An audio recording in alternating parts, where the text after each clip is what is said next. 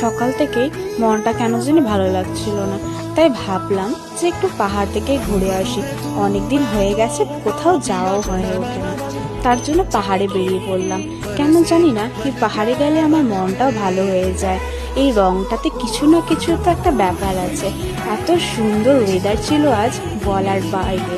যাই হোক, এই যে দেখতেই পাচ্ছ, জায়গাটা বেশ সুন্দর। তোমরা হয়তো এসেছো কোনোদিন।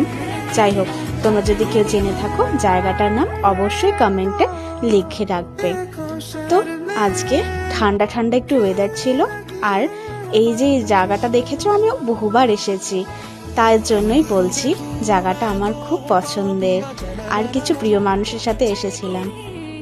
আমাদের সবার লাইফে এই পাহাড়ের মধ্যে ওপর নিচ, মানে আপস অ্যান্ড ডাউনস এসেই থাকে, হ্যাঁ কি না? সবারই জীবনে কিছু